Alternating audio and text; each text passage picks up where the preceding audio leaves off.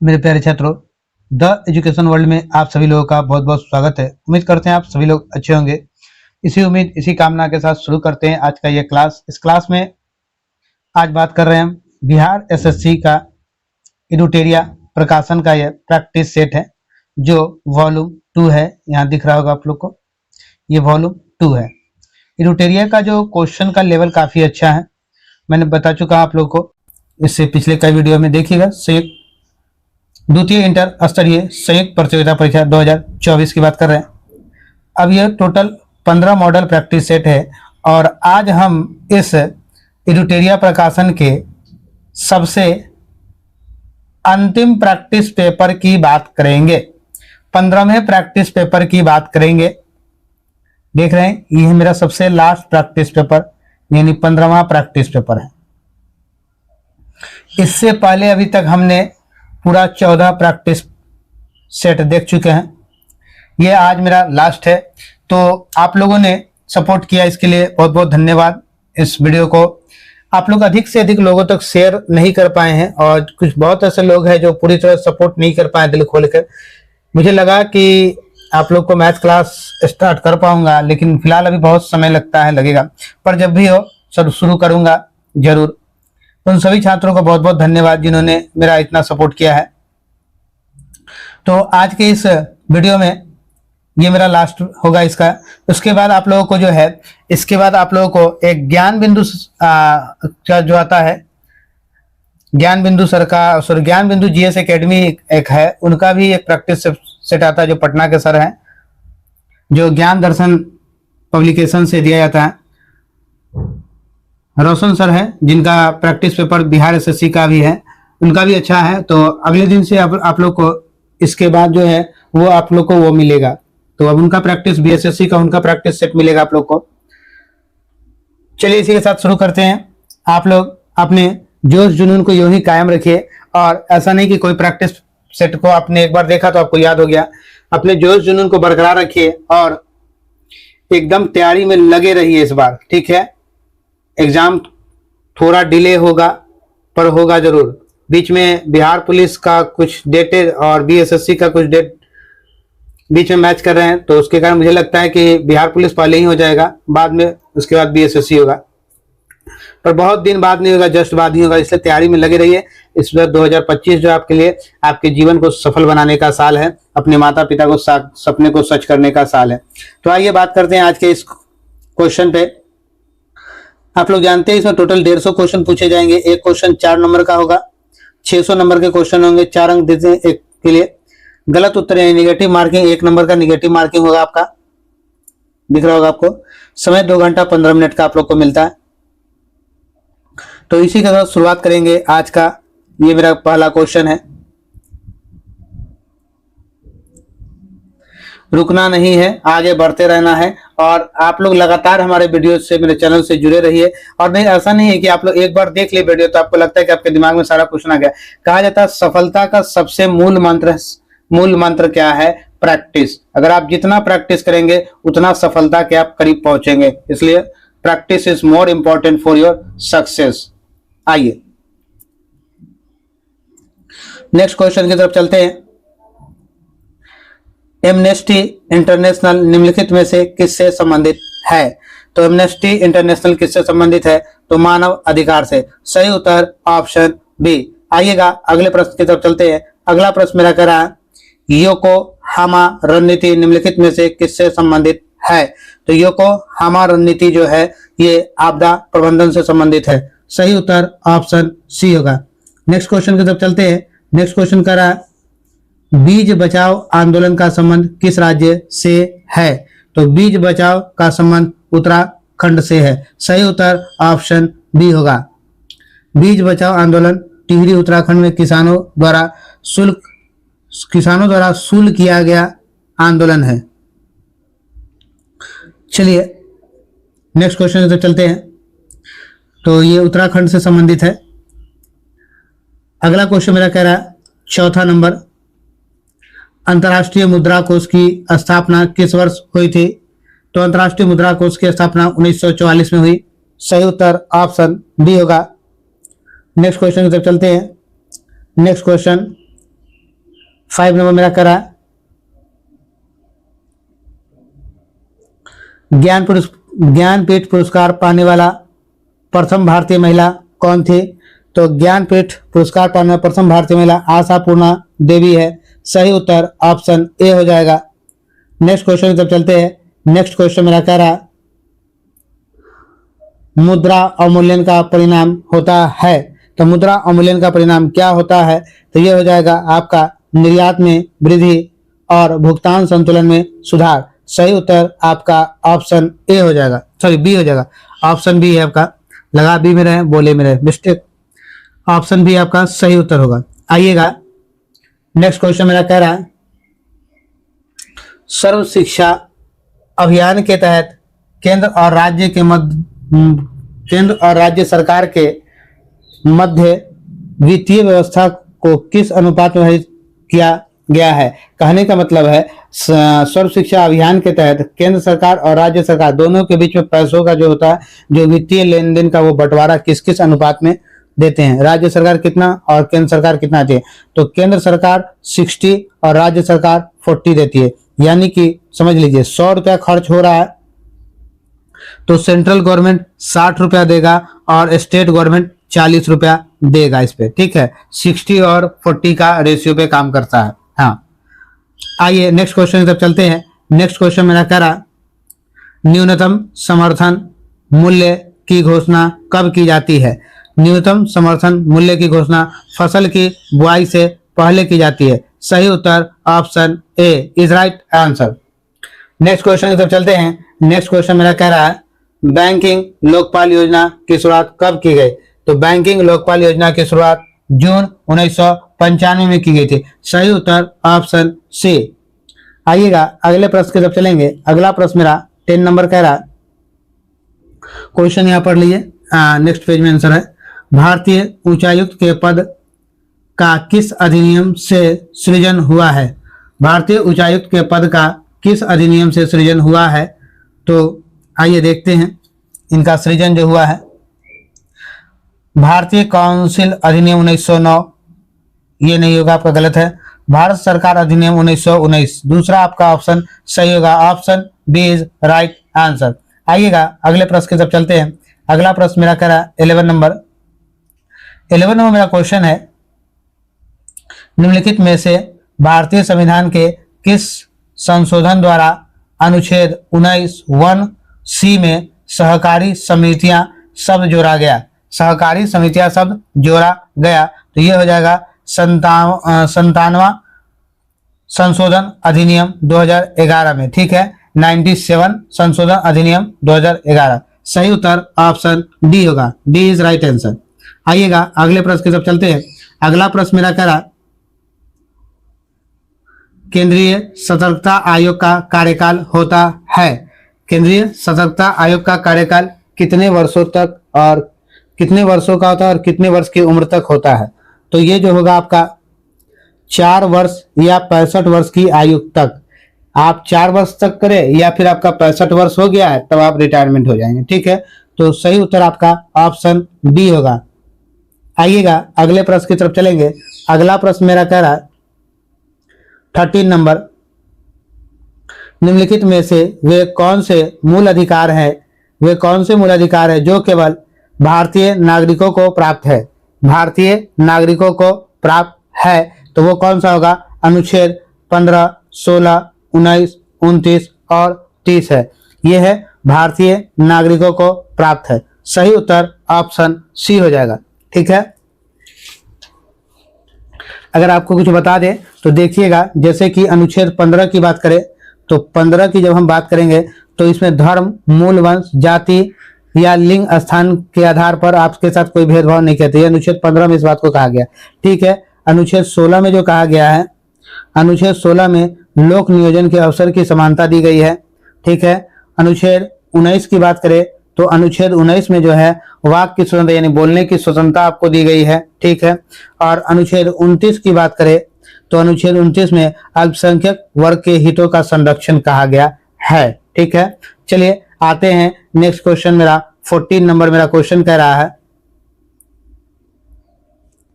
केंद्र सरकार में उच्चतम नागरिक सेवा अधिकारी कौन होता है?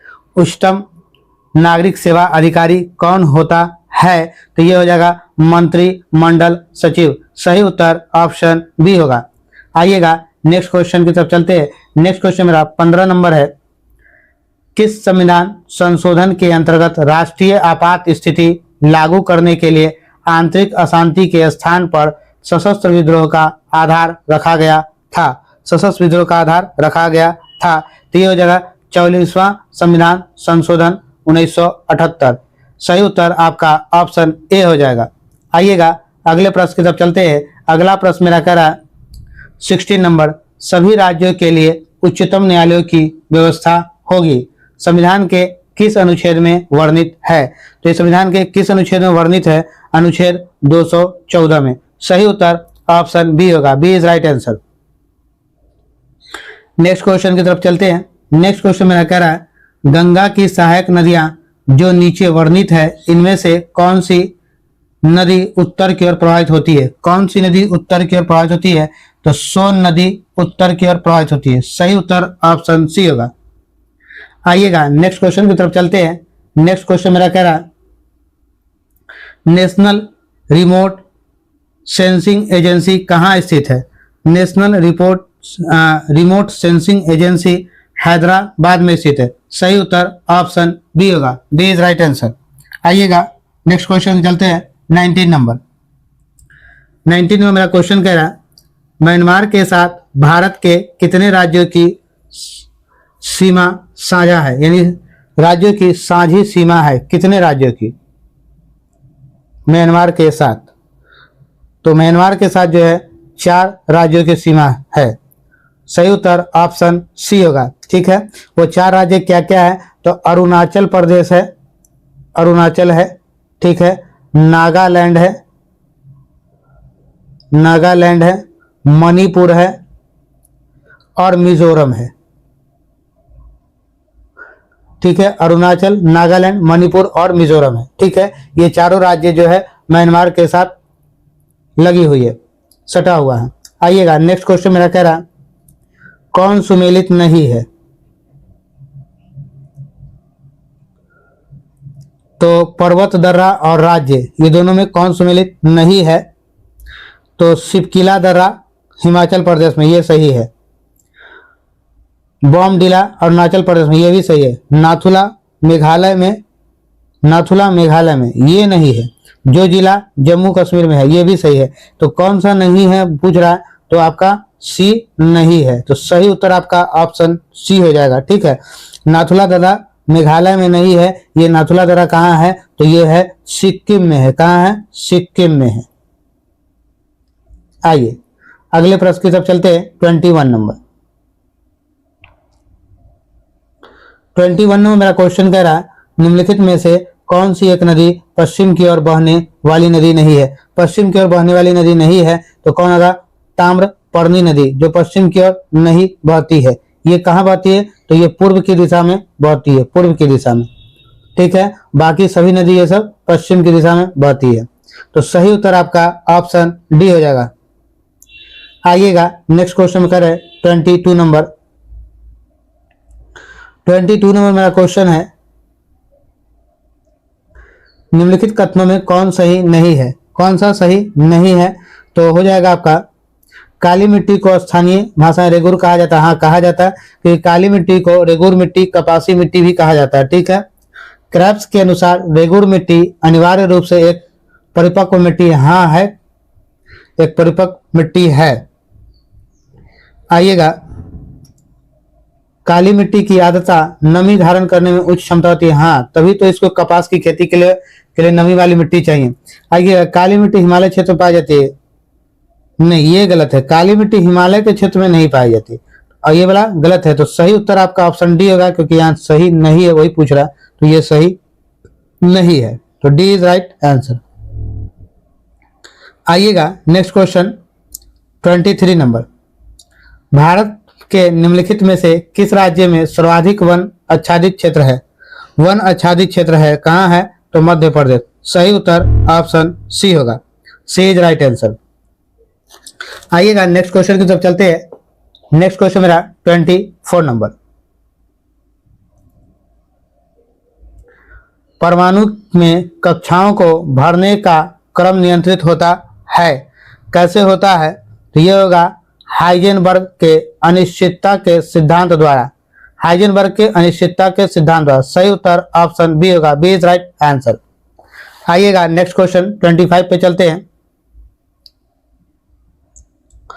पीतल इनमें से किसका मिश्रण है? तो पीतल किसका मिश्रण है? 30% जस्ता और 70% तांबा होता है। सही उत्तर ऑप्शन बी होगा, बी इज राइट आंसर। आइएगा नेक्स्ट क्वेश्चन की तरफ चलते हैं। नेक्स्ट क्वेश्चन मेरा है, जल अपघटन में ऊर्जा किस रूप में उत्पन्न होती है? जल अपघटन में ऊर्जा किस रूप में उत्पन्न होती है? तो ये हो जाएगा आपका ऊष्मा के रूप में। सही उत्तर option B, B is right answer. Next question आते हैं 27 नंबर, खीरे को काटकर यदि नमक डाला जाता है तो निम्न में से किसके कारण पानी निकलता है? खीरे को काटकर यदि नमक डाला जाता है तो किसके कारण पानी निकलता है?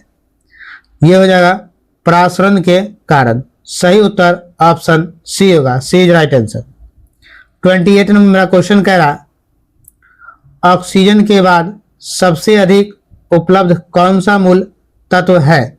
सबसे अधिक कौन सा, सबसे अधिक उपलब्ध कौन सा मूल तत्व है? तो यह हो जाएगा सिलिकॉन। सही उत्तर option A is right answer. देखिएगा, पारे का साधारणतः तापमापी यंत्रों में उपयोग किया जाता है क्योंकि इसकी विशेषता क्या है? तो उच्च ऊष्मीय प्रसार। सही उत्तर आपका ऑप्शन सी होगा, C is right answer. Next question की तरफ चलते हैं। नेक्स्ट क्वेश्चन मेरा 30 नंबर का रहा। 30 नंबर मेरा क्वेश्चन है, निम्नलिखित कथनों पर विचार कीजिए, कठोर जल उपयुक्त नहीं है। तो कठोर जल क्यों उपयुक्त नहीं है? पीने के लिए, साबुन से कपड़ा धोने के लिए, बॉयलर्स के प्रयोग के लिए और फसल की सिंचाई के लिए। तो सही बात है, इन चारों के लिए नहीं। पीने के लिए इसलिए नहीं चाहिए क्योंकि वो लवण, उसमें लवण की मात्रा अधिक होती है, वो नमकीन पानी ज्यादा होता है, ठीक है। इस और नमकीन पानी होने के कारण उससे जब कपड़ा साबुन धोइएगा तो उसमें झाग नहीं आएगा, ठीक है। जब उसको बॉयल कीजिएगा, जब उसको उष्मा उससे जल्दी नहीं निकल पाती, ठीक है। और फसल के लिए भी उपयुक्त नहीं होता है। तो ये चारों नहीं चाहिए, तो यानी कि ऑप्शन आपका क्या होगा? डी होगा, डी इज राइट आंसर। चलिए अगले प्रश्न की तरफ चलते हैं। अगला प्रश्न मेरा कह रहा है 31 नंबर मेरा क्वेश्चन कहता है, वनस्पति तेल से वनस्पति घी बनाने में प्रयुक्त होने वाली गैस है। तो वनस्पति तेल से वनस्पति घी बनाया जाता है हाइड्रोजन प्रक्रिया के द्वारा, हाइड्रोजनीकरण प्रक्रिया उसको कहते हैं, ठीक है। सही उत्तर आपका हो जाएगा ऑप्शन ए, हाइड्रोजन गैस का उपयोग किया जाता है। चलिए नेक्स्ट मेरा क्वेश्चन है, निम्नलिखित में कौन सी एक वायुमंडल में अस्थायी गैस है? तो वायुमंडल में एक अस्थायी गैस कौन सा है? तो नाइट्रोजन हो जाएगा। सही उत्तर ऑप्शन सी। चलिएगा नेक्स्ट क्वेश्चन मेरा कह रहा है, फूलों के अध्ययन को कहते हैं, फूलों के अध्ययन को क्या कहते हैं? तो इसको कहते हैं एंथोलॉजी। सही उत्तर ऑप्शन बी होगा, बी इज राइट आंसर। चलिएगा अगले प्रश्न की तरफ चलते हैं। अगला प्रश्न मेरा कह रहा है, अधिकांश कीट श्वसन कैसे करते हैं? तो अधिकांश कीट जो श्वसन है वो कैसे करते हैं? तो वातक तंत्र से करते हैं। सही उत्तर आपका ऑप्शन डी होगा। मेरे प्यारे छात्रों, आप लोग जो लोग नए हैं इस चैनल पे उसे सब्सक्राइब कर ले और अधिक से अधिक लोगों तक शेयर करें। आप लोगों को अभी नहीं, मतलब आने वाले समय में आप लोगों को मैं मैथ्स का भी क्लास दूंगा, क्योंकि मैं बीएसएससी का सेट खत्म करने के बाद ही देने वाला था पर नहीं दे सका, इसलिए क्योंकि जिस संख्या में स्टूडेंट्स होने चाहिए तो उस संख्या में अभी तक स्टूडेंट्स नहीं हो पाए हैं, जिस कारण से मैं आप लोगों को नहीं दे पाया हूं। तो चलिए, इस कारण नहीं दे पाया हूं, बट आप लोगों को मैथ्स क्लास कुछ दिन के बाद मिलेगा, पर मिलेगा जरूर। आइएगा मेरे प्यारे छात्रों, 35 नंबर क्वेश्चन करा, पौधे के कौन से भाग से हल्दी प्राप्त होती है? तो पौधे के तना से हल्दी प्राप्त होती है। सही उत्तर आपका ऑप्शन बी होगा। नेक्स्ट क्वेश्चन की तरफ चलते हैं। नेक्स्ट क्वेश्चन मेरा कह रहा है, पादप कोशिका जंतु कोशिका से किस प्रकार भिन्न होती है? तो पादप कोशिका जो है वो जंतु कोशिका से कैसे भिन्न होती है? तो कोशिका भित्ति से। सही उत्तर option B, B is right answer. Next question की तरफ चलते हैं। नेक्स्ट क्वेश्चन मेरा 37 नंबर है, जीवों में आनुवांशिक लक्षण संतान में ले जाए जाते हैं। जीवों में अनुवांशिक लक्षण संतान में ले जाए जाते हैं किसके द्वारा? तो क्रोमोसोम के द्वारा। सही उत्तर ऑप्शन बी। नेक्स्ट क्वेश्चन करते हैं 38 नंबर। 38 नंबर का क्वेश्चन कह रहा कौन सा परिवर्तन में एंजाइम ट्राइप्सिन उत्प्रेरक का कार्य करता है? एंजाइम ट्राइप्सिन उत्प्रेरक का कार्य करता है, तो ये हो जाएगा आपका प्रोटीन को एमिनो अम्ल में। सही उत्तर आपका ऑप्शन सी हो जाएगा। नेक्स्ट क्वेश्चन चलते हैं। नेक्स्ट क्वेश्चन मेरा कह रहा 39 नंबर। निम्नलिखित खनिजों पर विचार कीजिए। कैल्शियम, लोहा, सोडियम। उसके कह रहा उपयुक्त खनिजों में से मानव शरीर और पेशियों के संकुचन के लिए किसकी या किन की आवश्यकता होती है? तो देखिएगा, मानव के लिए कैल्शियम भी चाहिए, मानव के लिए आयरन की भी जरूरत होती है और सोडियम की भी जरूरत होती है। तो तीनों जरूरत है मनुष्य के। तो ये क्या होगा? 1, 2, 3। ऑप्शन डी आपका सही उत्तर हो जाएगा। आइएगा नेक्स्ट क्वेश्चन की तरफ चलते हैं। नेक्स्ट क्वेश्चन मेरा कह रहा 40 number. Match the following. 40 number मेरा क्वेश्चन है गोबर गैस यानी क्या हो जाएगा इसका? CH4। गोबर गैस के लिए CH4 हो जाएगा। कोल गैस आपका क्या करा? कोल गैस जो है आपका H2CH4 plus CO। Producer gas में क्या हो जाएगा आपका? CO plus N2। और वाटर गैस में आपका CO प्लस H2 हो गया। तो आइएगा सबसे पहले देखिए गोबर गैस करा मेरा। गोबर गैस क्या है यानी इसका CH4 यानी तीसरा नंबर, पहला का तीसरा। देखिए यहाँ मिल गया और किसी में तीसरा नहीं मिला तो आप यहाँ से भी आंसर टिक आउट कर सकते थे। आइएगा बी का चौथा नंबर। बी का चौथा नंबर आपका जो है मिल रहा है आपका चौथा नंबर। सी का दूसरा नंबर देखिए यहाँ दिया हुआ है, सी का हम लोग दूसरा नंबर देख लिए, ठीक है, CO प्लस N2 है। और डी का पहला नंबर वाटर गैस का CO प्लस H2 आ गया, यानी आपका सही उत्तर क्या हो गया? Option A is right answer. चलिएगा नेक्स्ट क्वेश्चन की तरफ चलते हैं। नेक्स्ट क्वेश्चन मेरा 41 नंबर कह रहा है। 41 नंबर मेरा क्वेश्चन है निम्नलिखित में से किसकी उपस्थिति के कारण दूध में मिठास आ जाती है? किसकी उपस्थिति के कारण दूध में मिठास आ जाती है? तो ये जो हो जाएगा आपका लैक्टोज के कारण दूध में मिठास आ जाती है। सही उत्तर ऑप्शन बी होगा। B is right answer. Next question की तरफ चलते हैं। पौधे द्वारा ली गई विकिरण ऊर्जा निम्न परिणाम देती है। पौधे द्वारा ली गई विकिरण ऊर्जा निम्न द्वारा परिणाम देती है। तो पहला हो जाएगा जल का प्रकाश अपघटन। सही उत्तर आपका ऑप्शन ए होगा। A is right answer. Next question मेरा कह रहा दाब की इकाई क्या है? तो दाब की इकाई जो है न्यूटन वर्ग मीटर है। सही उत्तर आपका ऑप्शन ए हो जाएगा, न्यूटन पर वर्ग मीटर है। आइएगा नेक्स्ट क्वेश्चन की तरफ चलते हैं। नेक्स्ट क्वेश्चन मेरा करा 44 नंबर। रमन प्रभाव का प्रकाश की उन किरणों से संबंध है जो आर पार जाती है। जो क्या जाती है? आर पार जाती है। तो क्या हो जाएगा इसमें? सभी पारदर्शी माध्यम के। सही उत्तर ऑप्शन डी होगा। D is right answer. Next question की तरफ चलते हैं।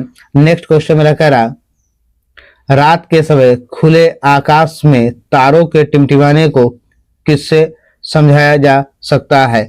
किससे समझाया जा सकता है? तो आइए क्वेश्चन की तरफ चलते हैं। तो देखिएगा ये हम लोग पढ़े भी है कई बार। तो ये जो कहा जाता है प्रकाश के अपवर्तन के कारण। सही उत्तर आपका ऑप्शन ए होगा। A is right answer. Next question कहा जाता है। नेक्स्ट क्वेश्चन मेरा क्या है? अतिचालक का लक्षण है। तो अतिचालक का लक्षण क्या है? तो ये हो जाएगा आपका शून्य पारगम्यता। शून्य पारगम्यता। सही उत्तर आपका ऑप्शन सी होगा। C is right answer. Next question क्या करा? प्रकाश वैद्युत प्रभाव के आविष्कारकर्ता थे।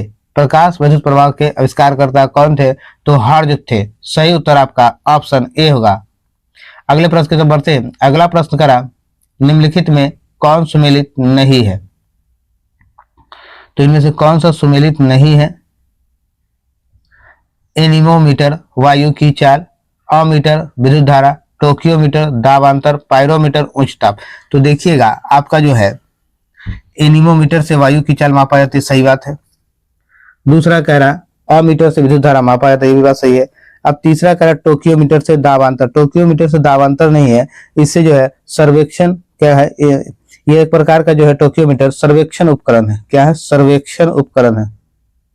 ये सर्वेक्षण का एक प्रकार का पायरोमीटर उच्च दाब। तो कौन सा आपका मैच नहीं कर रहा है? तो सी। तो ये पूछ रहा नहीं है, तो ये आपका नहीं है। तो सही उत्तर आपका ऑप्शन सी हो जाएगा। नेक्स्ट क्वेश्चन मेरा कह रहा 49 नंबर। 49 नंबर क्वेश्चन है, मध्य पाषाणिक प्रसंग में पशुपालन के प्रमाण जहां मिले हैं, यह स्थान है, वह कौन सा स्थान है? वह स्थान हो जाएगा आदमगढ़। सही उत्तर ऑप्शन सी हो जाएगा। आइएगा अगले प्रश्न की तरफ चलते हैं।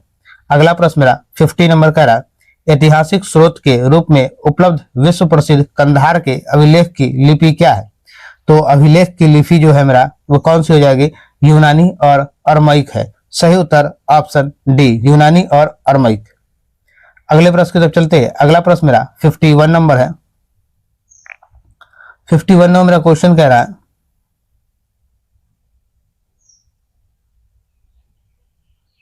हड़प्पा सभ्यता के निम्नलिखित में कौन से स्थल सिंधु क्षेत्र में अवस्थित है? सिंधु क्षेत्र में अवस्थित है, तो ये कौन कौन है? तो ये आपका देखिएगा मोहनजोदड़ो और चंद्रहुदड़ो जो है वो सिंध क्षेत्र में अवस्थित है। मोहनजोदड़ो और चंद्रहुदड़ो, दूसरा और तीसरा ये कहाँ है? तो ऑप्शन बी हो जाएगा, दूसरा और तीसरा सही उत्तर होगा आपका। आइएगा नेक्स्ट क्वेश्चन की तरफ चलते हैं। नेक्स्ट क्वेश्चन मेरा कह रहा 52 नंबर। 52 नंबर मेरा क्वेश्चन है, निम्नलिखित में से कनिष्क के समकालीन कौन थे? तो कनिष्क के समकालीन कौन थे? तो सही उत्तर आपका हो जाएगा नागार्जुन, अश्वघोष और वसुमित्र। ये तीनों जो थे कनिष्क के समकालीन थे। सही उत्तर आपका ऑप्शन बी हो जाएगा, B is right answer. Next question की तरफ चलते हैं। नेक्स्ट क्वेश्चन मेरा कह रहा, संस्कृत का महान कवि और नाटककार राजशेखर किस प्रतिहार शासक के दरबार में रहता था? किसके दरबार में रहता था? तो ये रहते थे महीपाल के दरबार में। सही उत्तर ऑप्शन सी। आइएगा नेक्स्ट क्वेश्चन करा 54 नंबर। तो 54 नंबर आपका क्वेश्चन कह रहा है, निम्नलिखित में से किसने मध्यकालीन भारत में तमिलनाडु पर शासन किया था? तमिलनाडु पर शासन किया था, तो ये हो जाएगा चोल वंश ने। सही उत्तर आपका ऑप्शन डी हो जाएगा। नेक्स्ट क्वेश्चन की तरफ चलते हैं। नेक्स्ट क्वेश्चन आपका 55 नंबर। 55 नंबर क्वेश्चन आपका कह रहा है, निम्नलिखित कौन सा युग सुमेलित नहीं है? तो सुमेलित जो नहीं है उसके बारे में बताना है। देखो अरीज ए माकिल सैन्य प्रधान ये सही है। दीवान ए ईसा पत्राचार विभाग सही है। दीवान ए बदगान विदेशी विभाग ये नहीं है, विदेशी विभाग इसके लिए नहीं होगा। दीवान ए बदगान के लिए विदेशी विभाग नहीं होगा। दीवान ए बदगाम जो है ये था गुलामों की देखरेख के लिए था। किसके लिए? गुलाम लोग की देखरेख के लिए था ये। चलिए, और अमीर ए कोही कृषि विभाग ये भी सही है। तो आपका सही कौन सा नहीं है? तो सी नंबर आपका सही नहीं है। और पूछ रहा है कौन सुमेलित नहीं है, तो ऑप्शन सी आपका सही उत्तर हो जाएगा। आइएगा अगले प्रश्न की तरफ चलते हैं। अगला प्रश्न मेरा 56 नंबर क्वेश्चन कह रहा है, मध्यकालीन किस शासक ने इस्लामी कानूनों की एक संहिता तैयार करवाई थी? तो वो कौन थे? तो वो आपके थे इस्लाम शाह। सही उत्तर आपका ऑप्शन बी हो जाएगा, बी इज राइट आंसर। आइएगा नेक्स्ट क्वेश्चन मेरा 57 नंबर है। 57 नंबर की बात करें, 57 नंबर मेरा क्वेश्चन कह रहा, निम्नलिखित को सही कालक्रम से व्यवस्थित कीजिए। यानी सही सही आपको बताना कौन कौन क्या क्या हुआ था, कौन कब आया था भारत में। ये सब लॉर्ड लोग हैं। ये लॉर्ड लोग क्या था? तो भारत का वायसराय बनकर आया था। तो देखिएगा सबसे पहले करा लॉर्ड कर्जन है। तो लॉर्ड कर्जन आपके भारत में कब आए थे? तो ये जो है 1899 में आया था, ठीक है, और ये 1905 तक रहा। लॉर्ड हार्डिंग जो है ये 1910 में आया था और 16 तक रहा। चेम्सफोर्ड जो है ये 16 में आए थे। कब आए थे? 16 में आए थे। तो ये 1916 में आया और 21 तक रहा। और सबसे लास्ट में आया था इरविन। इरविन कब आया था? तो ये 1926 में आए थे और 31 तक रहा था इरविन, ठीक है। तो कह रहा सही सही बताना है। तो सबसे पहले आपका क्या हो जाएगा? 1 नंबर, उसके बाद 1 के बाद 3, 1 3 1 3 1 3 इसमें लगता है दिया हुआ नहीं है, हो सकता है मिस्टेक हो गया हो। तो सबसे पहले आपका 1 नंबर यानी लॉर्ड कर्जन भारत आया था 99 से 1905। उसके बाद लॉर्ड हार्डिंग आए थे, दूसरा नंबर तीसरा नंबर हो जाएगा। उसके बाद चेम्सफोर्ड आया था दूसरा नंबर, उसके बाद लॉर्ड इरविन चौथा नंबर। तो 1 3 2 4 होगा, ठीक है, 1 3 2 4 सही ए होगा, इसे मिसप्रिंट हो सकता है। चलिए नेक्स्ट क्वेश्चन की तरफ चलते हैं। नेक्स्ट क्वेश्चन मेरा 58 नंबर 58 नंबर मेरा क्वेश्चन कह रहा है इबादत खाना के संबंध में निम्नलिखित कथनों पर विचार कीजिए। तो निम्नलिखित कथनों पर विचार कीजिए। तो कह रहा है इसकी स्थापना आगरा में 1575 में हुई थी, हाँ हुई थी। इसका शाब्दिक अर्थ प्रार्थना कक्ष होता है, ये भी सही है। और यह लाल किले में स्थित है, ये गलत है, ठीक है। तो पहला और तीसरा सही है। तो पहला तीसरा किस ऑप्शन में है? तो ऑप्शन बी में है आपका। सही उत्तर आपका ऑप्शन बी हो जाएगा। आइए अगले क्वेश्चन की तरफ चलते हैं। अगला क्वेश्चन मेरा कह रहा है 59 number 28 Akhil Bharatiya trade union Congress का गठन किस वर्ष किया गया था? तो ये किस वर्ष किया गया था अखिल भारतीय ट्रेड यूनियन कांग्रेस का गठन?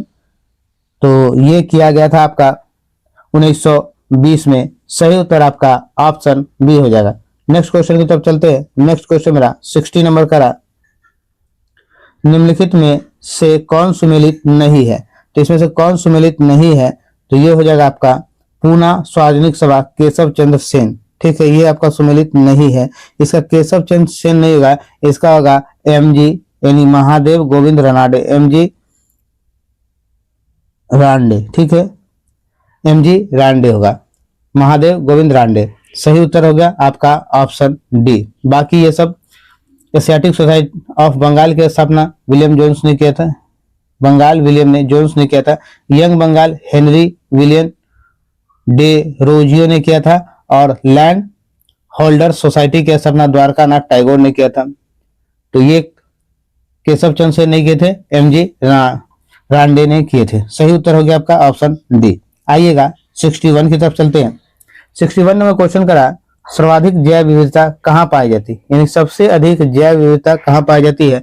तो उष्णकटिबंधीय वर्षा वन में, ठीक है, उष्णकटिबंधीय वर्षा वन में। सही उत्तर आपका ऑप्शन ए हो गया। अगले प्रश्न की तरफ चलते हैं। अगला प्रश्न मेरा 62 नंबर का रहा है। मेरे प्यारे छात्रों, जो लोग नए हैं इस चैनल पे वो सब्सक्राइब करें, अधिक से अधिक लोगों तक शेयर करें। आपकी सफलता ही हमारा लक्ष्य है, आप सफल हो ऐसी मेरी कामना होती है। चलिए चलते हैं। स्वपोषित जीवों की कार्बन और ऊर्जा की आवश्यकता किसके द्वारा पूरी होती है? तो किसके द्वारा पूरी होती है? ये होती है प्रकाश संश्लेषण के द्वारा। सही उत्तर option A is right answer. Next question की तरफ चलते हैं। नेक्स्ट क्वेश्चन मेरा 63 नंबर है। सर्वाधिक स्थानीय पारिस्थितिकी तंत्र निम्नलिखित में से कौन है? तो निम्नलिखित में से कौन है? तो ये हो जाएगा महासागर। सही उत्तर option C is right answer. Next question 64 नंबर मानव गतिविधियों से परिवर्तित पर्यावरण कहलाता है। मानव गतिविधियों से परिवर्तित पर्यावरण क्या है? एंथ्रोपोजेनिक पर्यावरण। सही उत्तर आपका ऑप्शन बी होगा, B is right answer. Next question मेरा कह रहा है निम्नलिखित में कौन सा देश अफ्रीका महाद्वीप में अवस्थित नहीं है? तो अफ्रीका महाद्वीप में कौन सा अवस्थित नहीं है? तो गुयाना नहीं, गुयाना जो है वो अफ्रीका महाद्वीप में स्थित नहीं है। सही उत्तर आपका होगा ऑप्शन बी। आइएगा नेक्स्ट क्वेश्चन 66 नंबर मार्च 2024 में कौन सा देश नाटो का 32वां आधिकारिक सदस्य बना? नाटो का जो है 32वां आधिकारिक सदस्य बना था, तो वो था कौन सा? वो है स्वीडन। सही उत्तर ऑप्शन ए होगा आपका। आइएगा अगले प्रश्न की तरफ चलते हैं। अगला प्रश्न मेरा कह रहा है 67 नंबर मार्च 2024 में किस राज्य में विधवा पुनर्विवाह प्रोत्साहन योजना शुरू की है? 2024 में कहां शुरू किया गया? तो ये झारखंड में। सही उत्तर ऑप्शन बी हो जाएगा। चलिएगा नेक्स्ट क्वेश्चन की तरफ चलते हैं। नेक्स्ट क्वेश्चन मेरा 68 नंबर है। तो मेरे प्यारे छात्रों, आप लोग मेहनत कीजिए, बिना मेहनत का सफलता नहीं मिलेगी, इसलिए मेहनत जरूरी है और पूरे जोश के साथ पूरे ईमानदारी से मेहनत कीजिए। मेहनत कीजिएगा। ये 2025 का ये साल जो है 2025 आपके लिए एक बहुत बड़ा खुशियों का साल लेके आया है। तो चलिए चलते हैं अगले क्वेश्चन की तरफ जो 68 नंबर है। 68 नंबर मेरा क्वेश्चन क्या है? चंद्रयान 3 रोवर पर लगे लेजर प्रेरित ब्रेकडाउन स्पेक्ट्रोस्कोपी उपकरण का उद्देश्य क्या है? तो इसका उद्देश्य क्या है? तो ये जो लगा रहता है वो तीव्र लेजर पल्स का उपयोग करके चंद्र मिट्टी की संरचना का विश्लेषण करना है। सही उत्तर आपका ऑप्शन सी हो गया। आइएगा नेक्स्ट क्वेश्चन की तरफ चलते हैं। नेक्स्ट क्वेश्चन मेरा कह रहा 69 number, made in India from independence to emergency पुस्तक के लेखक कौन है? तो इसके पुस्तक के लेखक है अमिताभ कांत। सही उत्तर आपका ऑप्शन सी हो जाएगा। आइएगा अमिताभ कांत है, ठीक है। बर्निंग रोज, इसमें से तस्लीमा ने लिखा था burning rose in my garden, burning rose in my garden लिखा था, ठीक है। झुम्पा लाहिरी ने लिखा था रोमन स्टोरी, झुम्पा लाहिरी क्या लिखे थे? रोमन स्टोरी झुम्पा लाहिरी के है। चलिए तो 69 के बाद हम लोग आते हैं 70 नंबर क्वेश्चन पे। 70 नंबर मेरा क्वेश्चन कह रहा, भारत सरकार द्वारा अक्टूबर 2023 में इजराइल हमास युद्ध क्षेत्र में नागरिकों को स्वदेश लाने के लिए कौन सा अभियान शुरू किया था? तो ये था ऑपरेशन अजय। सही उत्तर ऑप्शन ए है, ए इज राइट आंसर। आइएगा 70 के बाद 71 नंबर मेरा क्वेश्चन कह रहा, 71 नंबर क्वेश्चन कह रहा, बंगस वैली महोत्सव 2023 किस राज्य या केंद्र शासित प्रदेश में मनाया जाता है? तो ये कहाँ मनाया जाता है? तो ये मनाया जाता है जम्मू कश्मीर में। सही उत्तर ऑप्शन ए। आइएगा 72 की बात करते हैं। 72 नंबर है, वर्ष 2023 के चिकित्सा के क्षेत्र में नोबेल पुरस्कार किसे प्रदान किया था? किसे प्रदान किया था? तो ये था आपका कैटालिन कारिको को। कौन? Katalin Kariko. सही उत्तर आपका ऑप्शन डी होगा, D is right answer. Next question मेरा कह रहा 73 नंबर, 73 नंबर मेरा क्वेश्चन है, हाल ही में इंडस एक्स शिखर सम्मेलन का आयोजन कहाँ किया गया? तो इंडस एक्स शिखर सम्मेलन कहाँ किया गया है? तो ये किया गया है दिल्ली में। सही उत्तर ऑप्शन ए हो जाएगा। नेक्स्ट क्वेश्चन मेरा चल रहा है 74 नंबर, 74 नंबर मेरा क्वेश्चन है, प्रवासी पक्षियों के लिए COP14 की मेजबानी कौन करेगा? COP14 की मेजबानी उज्बेकिस्तान करेगा। सही उत्तर ऑप्शन डी होगा। और देखिएगा COP13 जो था, एक COP13 हुआ था, उसकी मेजबानी जो है उसका आयोजन भारत में हुआ था, ठीक है। तो भारत में कहाँ हुआ था? तो गुजरात के गांधीनगर में हुआ था COP13 का। आइएगा नेक्स्ट क्वेश्चन 75 नंबर और जीके का ये लास्ट सेट का ये लास्ट क्वेश्चन, हाल ही में पुरुषों के अंडर 19 विश्व कप क्रिकेट का विजेता कौन सा देश बना है? तो ये बना है ऑस्ट्रेलिया। सही उत्तर ऑप्शन बी होगा, बी इज राइट आंसर। चलिए क्वेश्चन मेरा खत्म होता है पूरा 75 क्वेश्चन। ये लास्ट सेट था आपका 15।